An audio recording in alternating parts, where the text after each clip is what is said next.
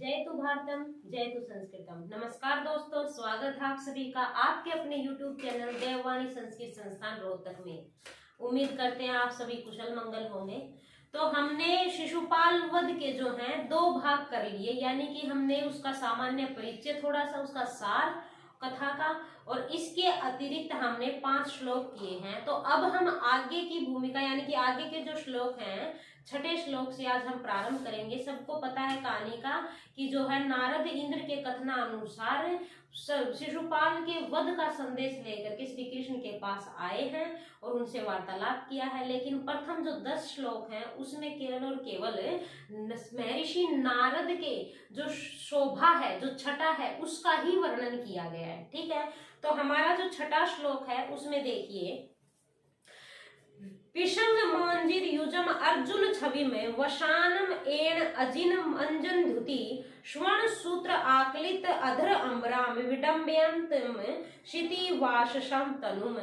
यानी कि पिशंग मोंजी, मोंजी कैसी मूंज की मेखला है, यानी कि पिशंग पीले वर्ण की मोंजी, युजम यानी कि करघनी से युक्त, पीले वर्ण की पिशंग पीले वर्ण की मोंजी से करघनी से युक्त यज्ञोपवीत से युक्त अर्जुन छवि में, अर्जुन छवि कैसी है, गोर वर्ण वाले, वसान यानी कि धारण किए हुए, किसको, एण जिनम, एण जिन क्या होता है, एण अजिन होता है मृग की चरम को वशानम धारण किए हुए, अंजन धुति, और वो मृग का चरम में कैसा है, अंजन धुति, जो काली कांति वाला, धुति यानी कि कांति, अंजन यानी कि काली, जो काली कांति वाले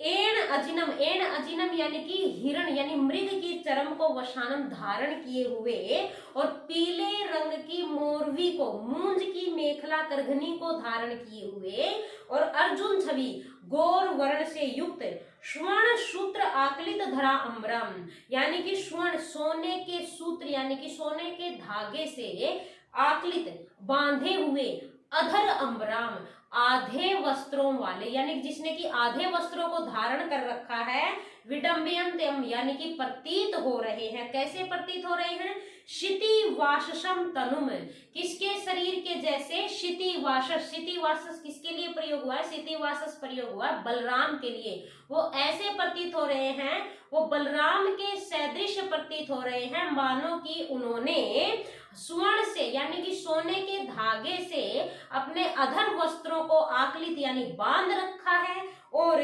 पीली मोंजी यानी यज्ञोपवीत उन्होंने धारण कर रखा है, और उन्होंने अपने शरीर के ऊपर अंजन धुति, अंजन यानी काली सांवली कांति वाले, एण यानी कि एण अजिनम, एण अजिनम यानी हिरण के चरम को वशानम धारण कर रखा है। यानी कि श्री कृष्ण ने ऐसे नारद को देखा जिन्होंने की पीली मोरवी यानी कि पीली जो है मूंज की मेखला या कि यज्ञोपवीत उन्होंने धारण कर रखा है, जो और उन्होंने इसके अतिरिक्त सांवले रंग यानी काले रंग के हिरण के चरम को धारण कर रखा है, और वो ऐसे प्रतीत हो रहे हैं जैसे कि बलराम ने अपने आधे वस्त्रों को जो है स्वर्ण के धागे से बांध रखा है।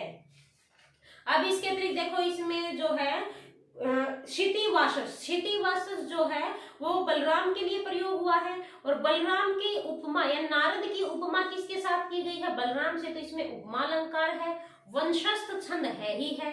ठीक है, इसके अतिरिक्त एक चीज और भी विशेष में हम ये भी लिख सकते हैं कि महाकवि माघ द्वारा विरचित है। दूसरी बात ये भी लिख सकते हैं कि इसकी कथावस्तु यानी कि ये जो लिया गया है वो कहाँ से लिया गया है, वो महाभारत के सभा पर्व से लिया गया है। ठीक है ना। अब इसके बाद हमारा जो 7वां श्लोक है वो देखिए, विहंग राज अंगे ही आयते हिरणमय उर्वी उह वल्लिता तंतु भी कृत उपवीतम हिम शुभ्र उच्चके घनम घनांते तड़ितांगने इव। यानी कि विहंग राज कौन है, विहंग यानी कि जो उड़ने वाले पक्षी हैं उनके राजा, यानी कि पक्षियों के राजा गरुड़ के अंगों पर उहे ईव आयते, जिस प्रकार की उनके अंगों पर रूह यानी कि बाल उत्पन्न होते हैं, बालों के इव सदृश हिरणमय कि सोने से युक्त उर्वी यानी कि पृथ्वी पर वल्ली तंतु भी वो ऐसे प्रतीत हो रहे हैं जैसे कि स्वर्णमय जो सोने की जो पृथ्वी है उसके ऊपर वल्ली तंतु भी यानी कि जो तंतुओं उत्पन्न होती हैं वो ऐसी प्रतीत होती हैं यानी कि महर्षि नारद हैं वो उनका शरीर की कांति कैसी लग रही, वो ऐसी लग रही जैसे कि पक्षियों के राजा विहंग राज अंग्र है यानी कि पक्षियों के राजा गरुड़ के अंगों पे उत्पन्न रूह जो बाल होते जो छोटे छोटे रोमों के सदृश है हिरणमय स्वर्णमय उर्वी यानी कि पृथ्वी के ऊपर वल्लित तंतु भी जिस प्रकार की छोटे छोटे तंतु उत्पन्न होते हैं उनके समान कृत उपवीत उन्होंने ऐसे यज्ञोपवीत को धारण कर रखा है। यानी कि जो महर्षि नारद हैं उन्होंने पृथ्वी के ऊपर उत्पन्न होने वाली लताओं का जो स्वर्णमय है उनका यज्ञोपवीत को धारण कर रखा है।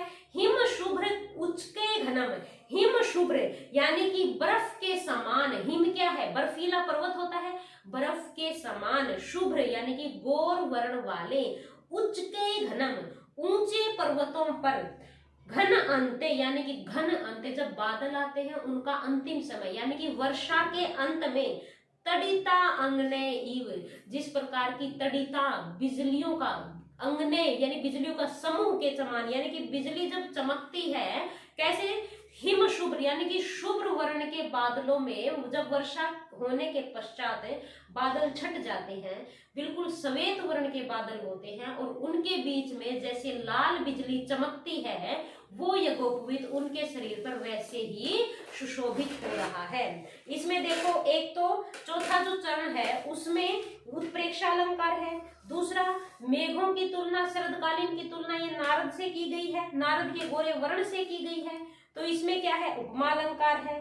घन घनांते, घन घनांते में क्या है, यमक अलंकार है, ये हमारा विशेष है। अब देखो जो नेक्स्ट जो कार्य श्लोक है वो क्या कहता है, निसर्ग चित्र उज्ज्वल सूक्ष्म पक्ष्मणः लसद विष छेद सित अंग संगीना चकासतम चारु चमूरु चर्मणा कुथेन नागेंद्रम इंद्र वाहनम। यानी कि निसर्ग चित्र, निसर्ग क्या होता है, जो स्वभाव से ही, चित्र यानी कि चित कबरा, स्वभाव से ही चित कबरे वर्ण वाले, उज्जवल यानी कि श्वेत, सूक्ष्म पक्ष्मणा सूक्ष्म यानी कि छोटी छोटी पंखों वाले यानी कि छोटे रोम वाले। इन्होंने बताया है कि कैसा लग रहा है, जैसे कि जो स्वभाव से ही चितकबरा और श्वेत वर्ण के छोटे पंखों वाले, लसद विषछेद, लसद विषछेद, लसद क्या होता है कि सुंदर, विषछेद यानी मृणाल के तंतुओं के समान, सित अंग यानी कि सित क्या होता है, श्वेत वर्ण, सित बार बार प्रयोग हो रहा है शीत शब्द का, तो शीत का मतलब होता है श्वेत वर्ण, श्वेत वर्ण के अंगों से, अंगिना अंगों से युक्त अंग को धारण करने वाले कौन है, महर्षि नारद। चकाशतम यानी चकाशत का अर्थ होता है सुशोभित हो रहे हैं। चारु चमूरु चर्मणा यानी कि चारु सुंदर, चमूरु यानी कि चमूरु नामक हिरण के, चर्मणा चर्म से युक्त, कुथेन यानी कि रंग बिरंगे जो वस्त्र होते हैं उसके सदृश, नागेंद्रम इव इंद्र वाहनम जैसे कि इंद्र के वाहन नागेंद्र वो ऐसे लग रहे हैं जैसे कि इंद्र का वाहन नागेंद्र यानी कि ऐरावत हाथी ने, चारु चमूरु चर्मणा इंद्र के ऐरावत जो हाथी है वो गौर वर्ण का है और उन्होंने क्या किया है, जैसे कि चमूरु मृग की चर्म को ओढ़ लिया है, पहन लिया है और वो कैसा लग रहा है जैसे कि कुथेन चकास्तम यानी कि ऐसा लग रहा है जैसे कि रंग बिरंगे वस्त्रों को उन्होंने धारण कर लिया है, चकास्तम इस प्रकार से वो सुशोभित हो रहे हैं। यानी कि जो उनका जो वर्ण है वो तो चितकबरा दिखाई दे रहा है क्योंकि उन्होंने मृग की छाल को धारण कर रखा है और वो कैसे प्रतीत हो रहे हैं, ऐसे प्रतीत हो रहे हैं जैसे कि इंद्र का वाहन जो है ऐरावत उसने मृग की चर्म, सांवली चर्म को धारण कर लिया है, श्वेत वर्ण पर सांवली चर्म को धारण कर लिया है और ऐसा लग रहा है जैसे कि उन्होंने रंग बिरंगे वस्त्रों को धारण कर लिया है, इस प्रकार से वो सुशोभित हो रहे हैं। अब देखो इसमें अंतिम जो पंक्ति है उसमें चै, रे और अंद्र, इनका बार बार इन वर्णों का प्रयोग होने से इसमें क्या है, अनुप्रास अलंकार है। और इसके अतिरिक्त जो है चितकबरे मृग चर्म की यानी कि ऐरावत हाथी के गौर वर्ण की और चितकबरे मृग चर्म को धारण किए हुए हाथी की तुलना की गई, तो इसमें उपमा अलंकार। वंशस्थ छंद तो है ही, क्योंकि जतौ तो वंशस्थ मुदीरितम जरो, बार बार बताया है कि प्रथम सर्ग में वंशस्थ छंद का प्रयोग बार बार किया गया है। ठीक है, अब देखो, अजस्रम आस्फलित वल्की गुण अक्षतो उज्ज्वल अंगुष्ठन नखांशु भिन्नया पुरः प्रवाले इव पूर्ता अर्धया विभांतम अच्छ शफ्टिकाक्षमालया।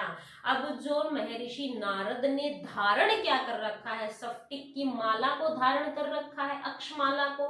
ठीक है, वो माला कैसी प्रतीत हो रही है, इस विषय में बताया गया। तो देखो, अजस्र, अजस्र यानी कि निरंतर, लगातार, आस्फलित, आस्फलित यानी कि बजाई गई, लगातार बजाई गई, वल्लकी यानी वीणा। नारद की वीणा का नाम क्या है, महती है। ये क्वेश्चन हमारा छोटा क्वेश्चन बन सकता है कि नारद की वीणा का नाम बताएं, तो उसका नाम क्या है, महती है। तो वल्लकी यानी वीणा के गुण अक्षतो यानी कि गुण अक्षत यानी कि घर्षण से, अक्षत जो कष्ट हुआ है उससे, अंगुष्ठ नखांशु अंगूठे के नाखून के अंश से, भिन्नया यानी कि उनका वर्ण जो कैसा हो गया, भिन्नया भिन्न वर्ण का हो गया है। उनके जो अंगूठे हैं वो श्वेत वर्ण के दिखाई दे रहे होंगे, अब वो बार बार वीणा के घर्षण से वो कैसे हो गए हैं, भिन्न वर्ण के यानी कि लाल वर्ण के हो गए हैं। और वो भी कैसे लग रहे हैं, जैसे कि पुरः परवाले ईव पूर्ता अर्धया, परवाले ईव यानी कि मानो मूंगे के माला को यानी मूंगे से बना हुआ, पुरः पूर्ता अर्धया, पहला, पुरः यानी पहला, पूर्ता अर्धया पहला आधा भाग, विभांतम सुशोभित हो रहा है, अच्छ स्फटिक, अच्छ यानी कि निर्मल, स्फटिक अक्षमाला यानी कि स्फटिक की जो अक्षमाला, स्फटिक मणि की जो अक्षमाला वो ऐसे प्रतीत हो रही है मानो उस अक्षमाला का आधा भाग जो है वो प्रवालय ईव किसके सदृश्य है, मानो मूंगे का बना हुआ है, ऐसा प्रतीत हो रहा है। यानी कि उनके जो अंगूठे की जो वो है लालिमा है वो भिन्न वर्ण की हो गई है वीणा की रगड़ से, और उन्होंने जो माला को धारण किया हुआ है स्फटिक मणि की अक्षमाला को, उसका पहला आधा भाग ऐसा प्रतीत हो रहा है जैसे कि वो आधा मूंगे का बना हुआ हो। अब देखो अगला जो 10वां जो श्लोक है, अंतिम श्लोक है, वो देखिए। इससे अतिरिक्त इसमें जो अक्षमाला है अंगूठे के, उसके अंगूठे का रंग जो है यानी नारद के अंगूठे का रंग अक्षमाला के रंग से बताया गया है, तो तद्गुण अलंकार है।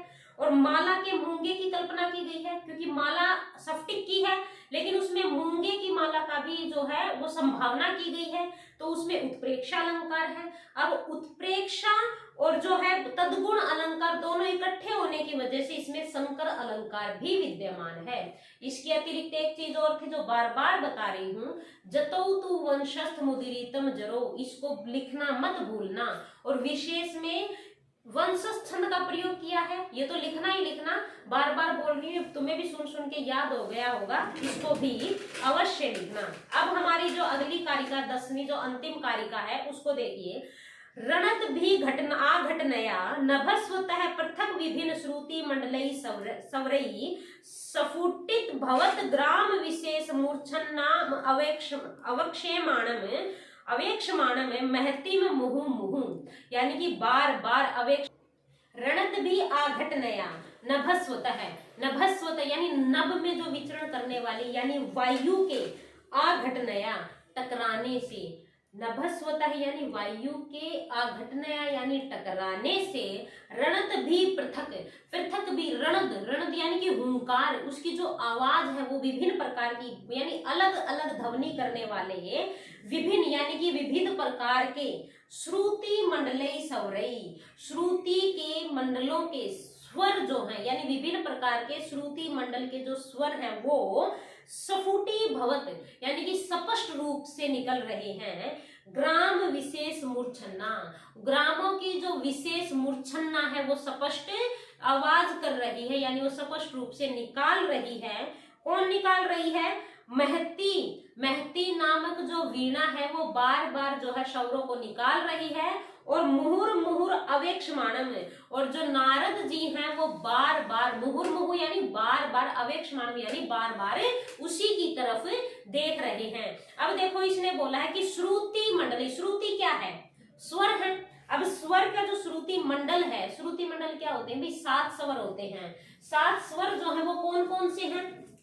अब देखो 7 स्वर जो हैं, सा रे गा मा पा धा नी, ये क्या है? ये 7 श्रुति मंडल हैं, यानी कि स्वरों के। ये क्या है? स्वर है। सा रे गा मा पा धा नी, ठीक है। इसके पश्चात इन्होंने बताया कि श्रुति मंडल स्वरों के ग्राम, ग्राम क्या है? 3 प्रकार के ग्राम 3 प्रकार के होते हैं। कौन कौन से बताए भी इन्होंने? ग्राम बताए हैं षडज, मध्यम, षडज मध्यम और गांधार। ये 3 क्या है? ये ग्राम है। विशेष ग्रामों यानी कि श्रुति मंडल से विशेष प्रकार के तीनों ग्रामों से और 7 यानी कि 7 स्वरों को निकालते हुए 21 जो है मूर्छनाएं निकाल रहे हैं, विशेष मूर्छाओं को निकाल रहे हैं, ठीक है ना। इसका यही है। तो इससे ये पता चलता है कि जो महाकवि माघ हैं वो बहुत बड़े संगीतज्ञ भी थे। आप विशेष में ये बात लिख सकते हो कि माघ बहुत बड़े संगीतकार भी हो सकते हैं। इसके अतिरिक्त जो है आप विशेष में ये बात बता सकते हो, व्याख्या में भी बता सकते हो कि 7 जो स्वर है, श्रुति मंडल है, वो ये है सा रे गा मा पा धा नी, ठीक है ना। और ग्राम जो है 3 प्रकार के षडज, मध्यम और गांधार हैं। अब 7 ये 3 ये 7 ये 3 ये कितने हुए? 21। अब 21 क्या है? ये मूर्छना है, ठीक है ना। इनकी स्पष्ट आवाज निकालती हुई वीणा, और वो वीणा कैसे आवाज निकाल रही है? वायु के टकराने से विविध प्रकार के स्वरों के श्रुति मंडलों की विशेष ग्रामों की मूर्छना को निकालती हुई प्रतीत हो रही है, और जिसको महर्षि नारद बार बार देख रहे हैं। आज के लिए इतना ही। अगर किसी को नहीं समझ आ रहा है ऑनलाइन तो वो हमसे ऑफलाइन कांटेक्ट कर सकते हैं। हमारा कांटेक्ट नंबर है 8950898952। आप इस नंबर पर हमें कांटेक्ट भी कर सकते हैं। जिस भी किसी विद्यार्थी को नेट के लिए कोचिंग चाहिए वो भी ऑफलाइन आकर के हमसे कांटेक्ट कर सकता है। आज के लिए बस इतना ही। अब मिलते हैं अपनी नेक्स्ट वीडियो में। और हाँ, अपनी वीडियो को लाइक, शेयर और सब्सक्राइब करना ना भूलें, क्योंकि आपकी इसी वजह से हमें जो है मनोबल मिलता है और हम और जोश और उत्साह के साथ, उमंग के साथ हम अपनी नेक्स्ट वीडियो डाल सकें। जय तु भारतम, जय तु संस्कृतम। धन्यवाद।